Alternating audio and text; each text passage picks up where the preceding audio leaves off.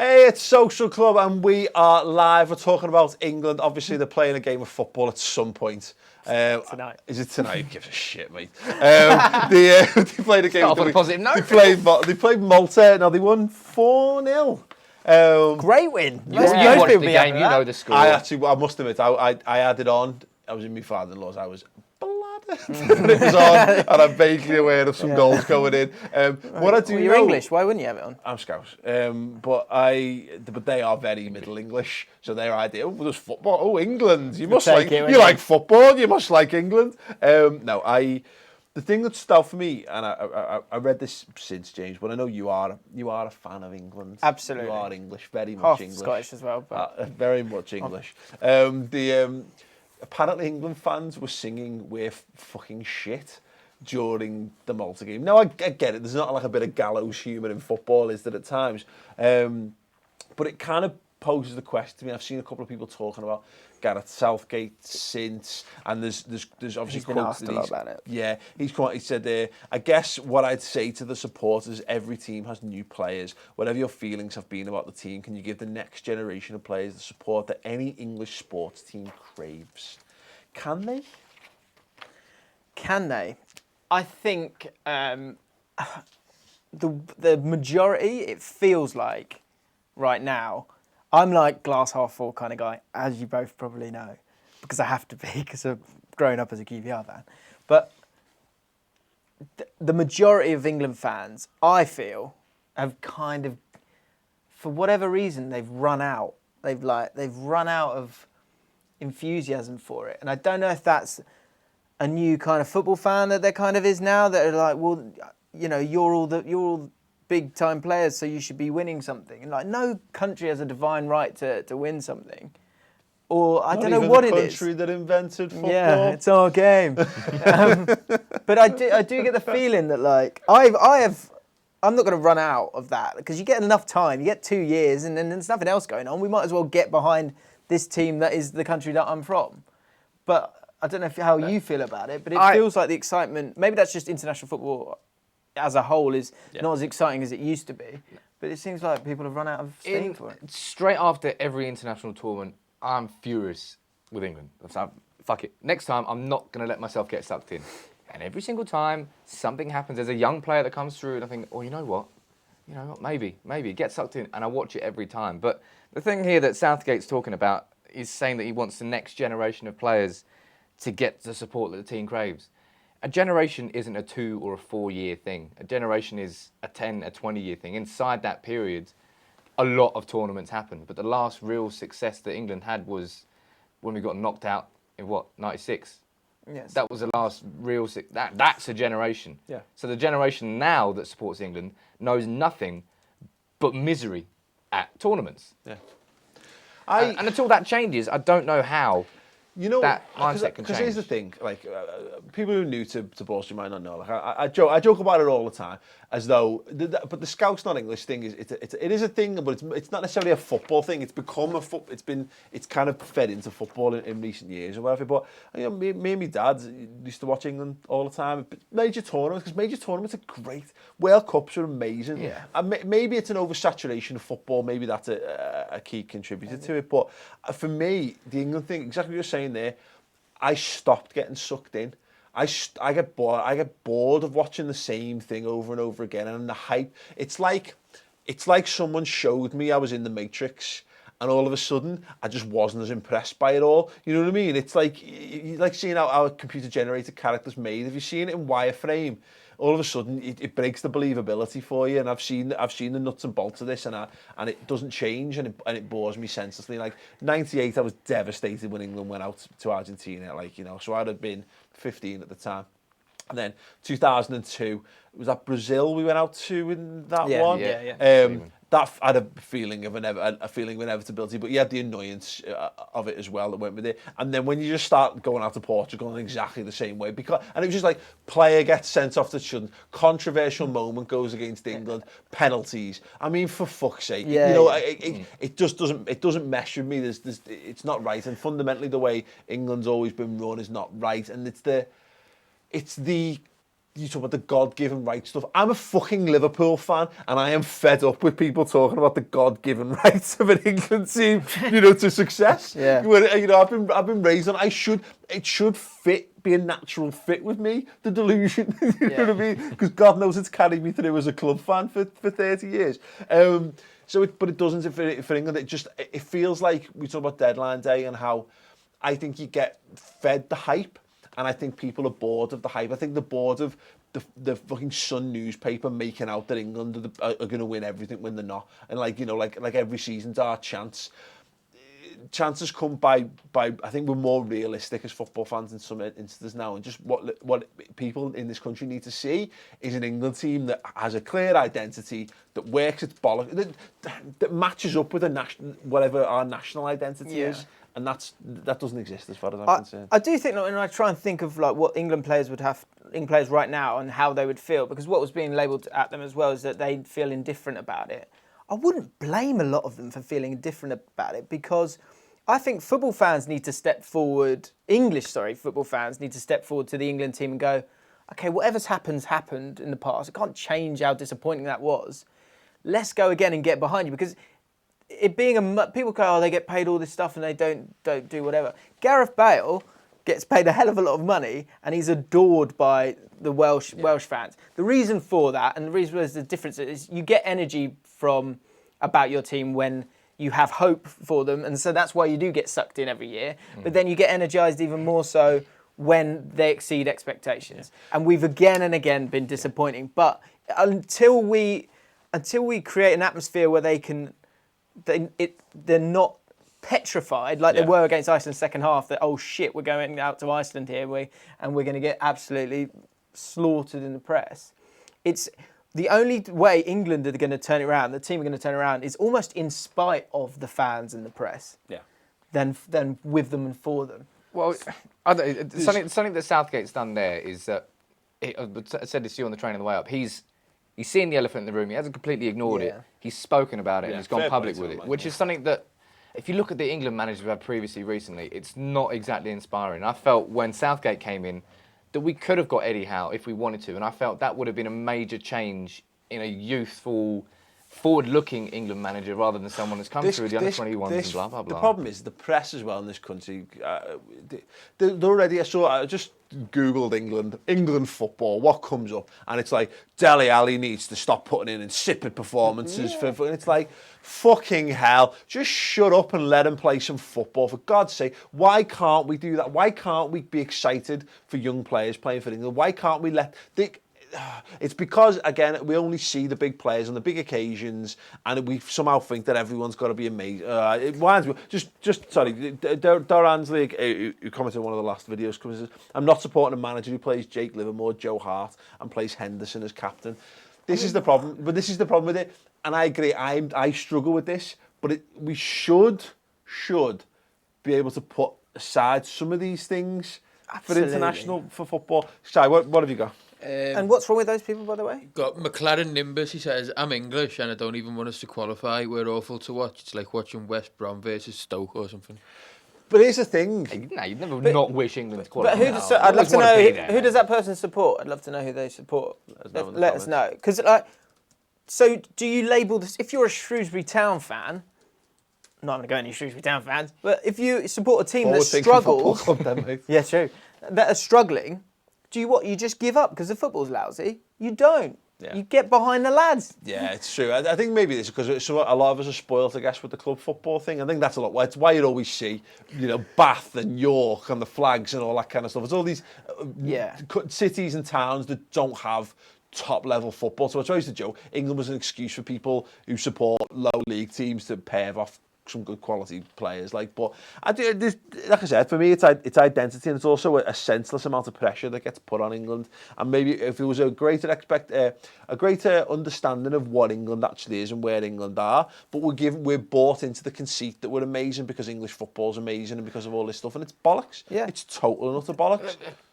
I think with England, we haven't had the best time supporting it recently as fan, but the thing I love about watching England and supporting England is I remember being at the pub when Raheem Sterling's shot hit the side net and everyone thought it was in, and the whole place just went batshit mental.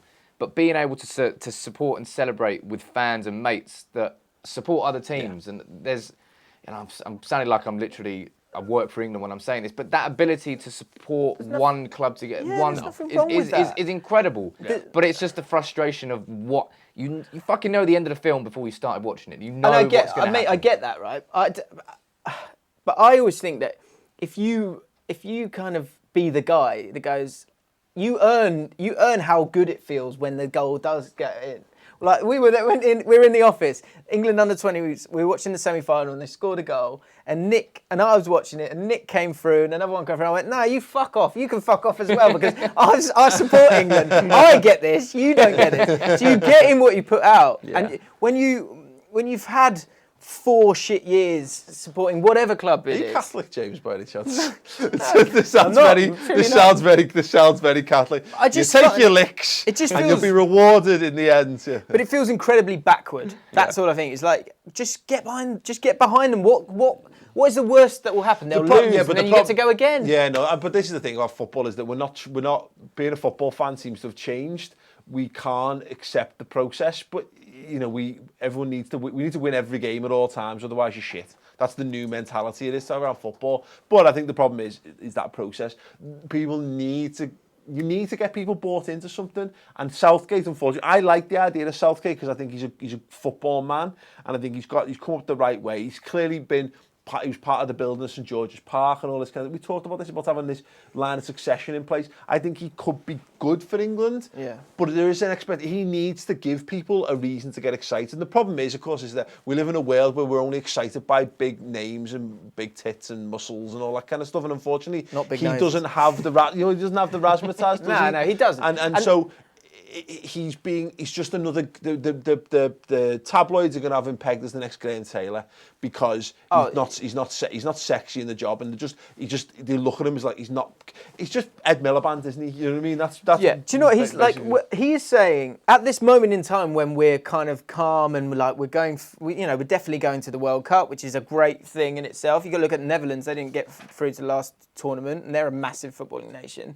Everything's okay at the moment. And the same kind of what does scare fans, and don't be scared because you go out of a tournament, there's another one 2 years later, is that they can see, and we can all see, he's Hodgson if we go out in the group stage. And he's Hodgson if we go out in the quarterfinals. People are, because he's quite articulate, he's a little bit posh, he's not the best looking, he's ready, he's ripe for ridicule as soon as it happens. But right now, he's saying all the right things and it will be okay. But nothing is ever going to change unless we get lucky and get some success, or everyone just fucking chills out. It just needs to be. I just think England needs to have something they can relate to, and that is about. I would just create. I've said this for years. Play. You know what? It doesn't. The problem is that what's that film with Ricky Tomlinson in? The film that 4-4-2. Play 4-4-2, but stop it being a joke. You know what I mean? If you're gonna play 4-4-2, play 4-4-2. Put a team of absolute dogs out there who just go out and boot people and battle and scrap every step of the way because they'll qualify anyway. Put a couple of gems in there just to polish it at the top end, but just play a really physical, nasty, high-intensity brand of football and go from there. Because I've said this, and this is what about Liverpool, is that Liverpool can achieve glorious failure. We've had a lot of that in recent years, but if we're going to do it, I want us to go down swinging. I want bloody noses everywhere. And for me, that's what England is. I didn't ever think I would be that. Like that. Wouldn't have thought that was in my character. I thought wonderful, nice passing football and pacifism was what it was going to be all about. Fuck that. I want broken noses and fucking all kinds of stuff because that's how you get England's fans back on side. That's how you get all of that stuff. But that happens. You have a glorious failure when you're not afraid of failing. Yeah. You're not gripped by fear like we have been in the past because you just go, fuck it, I'm going to go for it. But they are, time and again, and I feel like it's getting worse each time, is that there's players who they're scared. Yeah, maybe. I think that's it. But that's the cauldron of pressure that gets how do you break that? How can you possibly break that cycle? The way they break it is, I like the squad as it is, as in terms of they're all of a very similar age, and they almost just go, Italia 90, they almost did it in spite of the English press and the England fans. They hated Robson. They were struggling to get out of that group, and they almost did it in spite of them. They should do something like if they qualify, do a thing where they take them out the nearest possible point. They throw all of the phones in the bin, And they basically, not like this bandwags kind of stuff, like because I think men need a bit of firing up, need a bit of comfort every now and again. Release. But no, you know, ultimately, you know, get them rough it out, get some proper team bonding thing going, create a little us versus the world mentality. Fuck the press off. Go and take the piss out of the press. Go back to doing that thing where you drop song lines in all the interviews, you know, because you were just trying to get one over the people you were being interviewed by. Create that mentality and see what comes with it. But we got a few comments. I've just got one I've seen I thought was really good. Like Dan Mallon says, don't really watch the qualifiers or friendlies, but the game against Wales was one of the best atmospheres I've seen at the pub. You know, agreed. The guy who said he didn't want England to qualify supports Man United, and he said, I've seen shit football under Moyes and Van Gaal, but I can still support them. I don't know why, but I just can't do the same with England. Sorry, mate. Nah.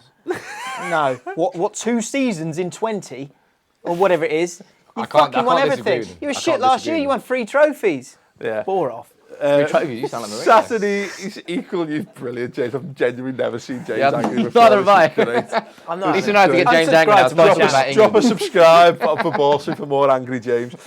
English kids would rather sit on the bench at Everton or play under 23s, while European South American players are over to other countries at 18, 19, getting first with Champions League teams. Explore the team. The English players look like they just hate playing for England. Manager can't do anything if their players are afraid of making mistakes and just retreat inside themselves. That's the thing, is that maybe that's... I don't know whether Southgate's the right man for it. Maybe you just there needs to be... He's like so Jose clean-cut, Mourinho. surely Jose he's not Mourinho is what England need for me, is that someone who's larger than life, who gets to take all the pressure on his own shoulders and let the players go out there and do the thing. But go on. Shaggy Alonso's made a couple of good points. He said, good name. He said, there's no enthusiasm because the national team has no identity. It's random parts with no plan to believe in. Can Southgate create an identity that people believe? I've seen nothing to suggest that he can. Yeah, I think that's a fair England point. need to appoint a manager with enthusiasm and a vision. Look at the top managers in the league. They have a clear vision and enthusiasm, a strong character who can inspire a nation. Yeah. Oh, that was a... All that's I feel like that's that's nice. All that I agree with a lot of that, because I don't think the performance has been that great just yet. But all's forgotten if they get to a semi-final or a final, playing whatever brand of football. He's talking about the lack of identity. England always was 4-4-2, but if you look at all the teams now in the Premier League and what they're playing, where is 4-4-2 The identity of the football inside England is completely changed. The point is that it's not a league. You're not entering a league. I know you qualifying is, of course, but you're entering. You're planning for. You're going to qualify by and large, no matter what you do. You're entering into cup football. You need to create a very simple but very easy to deliver upon plan effectively, and that's. And I just think for England, it would just be a case of loads of patience, as much patience as you can get in there, and have some real guys who just love the physical side of it to back everyone up in the middle of the park. And then you put Andy Carroll or whomever like that in the squad for your last 15 minutes of games when it's a bit tight, and you just start lumping balls in and start scaring teams, and that's who you are. It doesn't matter that that's where we fall down, is that England are always trying to be something that's already at its time, it's already had its sting, and we're trying to create Premier League football when the players don't play together every week. There's no point just trying to be Spurs, because Spurs have had 4-5 years of Pochettino building that squad, and it's built from the defence all the way through to the attack. You're better off just fucking simplifying it. Pick a couple of like-for-like players, so that if Vardy gets injured, who's going to do the Vardy running behind job? If Dele Alli gets injured, who's going to do his job?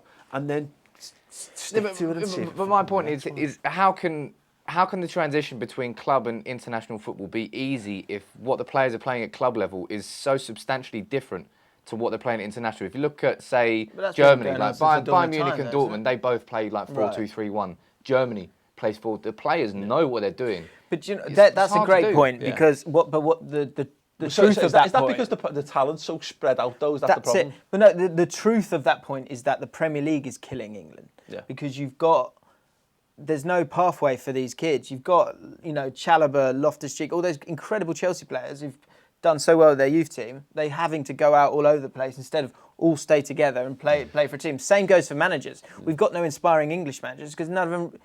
get a chance again and again and again. But it's because they're not good enough to be Yeah. fair. But also, But how do you get a chance to be good? No, I know. But again, that's mentality. Managers, and that's why I don't mind Southgate in general. I like the idea of him because at least I think he's got a bit. Sounds weird to say it about Gareth Southgate because of how he's been pilloried and caricatured. But I think he has got a little bit of culture to him about football and what have you. But that's what it. The problem is the talent pool is too diversified as well because you can play. How many? I don't know how many German players currently play in the Bayern Munich setup. Is the point I'm kind of driving at. Whereas if your best players are spread out over 7 clubs who all play a different style of football, then you're going to have to pick. You can't pick one unifying brand because what's going to work for these guys isn't going to work for the others. It's all well and good putting Kane and Ali in the team, but if they don't play in the same system as they play at Spurs, then you're not going to get the same impact as them. We had Danny Drinkwater and Jamie Vardy at the Euros. They should have just gone, fuck it, Leicester play football's easy enough to play. Let's just play like Leicester did, and you know what I mean. Let's just have Drinkwater knock it over the top of Vardy and see what happens. Let's have a bit of a laugh. But unfortunately, no. But this is the point: is that consistency and all that. Just England make us believe. I'd be bang up for if they could get me on board. If an effort was made and they could play a style of football that I thought was interesting or had something to it, I'd get back into it. But at the minute. My final point would be I agree with that. Like the qualifiers, don't go mad about it, but don't also be negative about it. Just wait, and see what happens, and hope for the best. There's nothing wrong with that. Well, we're going to qualify. About. Yeah, which is great. Yeah, which is a good thing. We're at the party. No, I'm not saying it's not a good thing, but look, clearly I'm going to be there. I'm not literally there in Russia, but I'm going to be supporting England no matter what. I just hope that at some point I've got something to really be cheery about. I will probably watch it. Good. I may well have played Pro Evo at the same time as the Iceland game was on 2 screens in the last one. But there you go. Better than nothing, eh? Okay, let me know your thoughts then on anything that says what should England's identity of football be? What type of brand of football would you like to see? Are there any football players that you would see therefore in the squad, or do you think anything good in what Gareth Southgate's doing? Let us know in the comments. Subscribe to the Ball Street channel, yes. If you want to watch more Social Club, you can every single Monday live as well. We convinced the world that Ryan Babel was signing for Newcastle on deadline day. Here's how. Watch the video. If you're watching live, that makes no sense. After the fact, come back, click it. Subscribe to United People's TV. Great touch for a big lad as well. Mates TV, the Red Men TV. Thanks for watching. More Social Club next week. Ta-ra.